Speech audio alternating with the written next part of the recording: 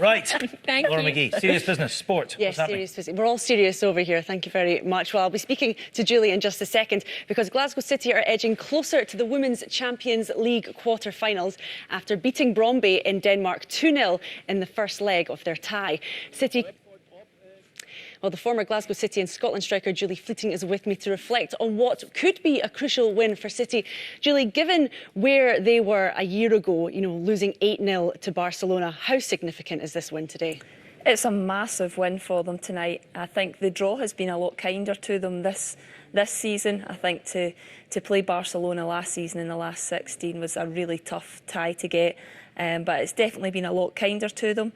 But to go away from home and get a 2-0 win is a fantastic result, and the players just fought so hard to come away with a clean sheet, and they go into this tie really confident. How significant do you think that clean sheet will be? I think it'll be massive. Yeah, I think they'll have gained a lot of confidence in the way that they were able to defend. They were backs against the wall for long spells in the game, but they got those two crucial goals, and then they were Lee Alexander and managed to keep them out the back of the net. So that's a fantastic result for them, and to bring that back to Glasgow, I think they'll be extremely happy with that. They seem to be playing a lot better defensively this evening. Do you think that's something that they were perhaps lacking in other Champions League games?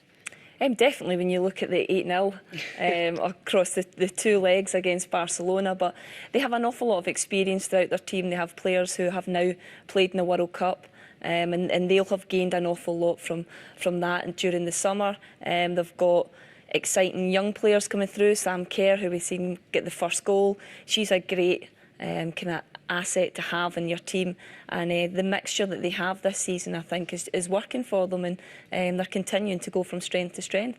How influential do you think that has Scott Booth been at Glasgow City?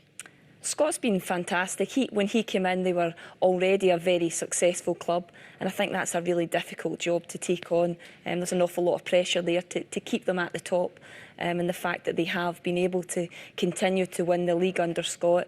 They've got players who are extremely loyal, have been there for a number of years, and he's been able to keep them together, and what they do have is a fantastic team spirit.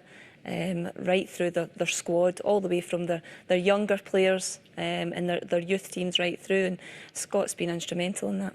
And just briefly, what will it mean for a club like Glasgow City to be getting through to the last rounds of the Champions League?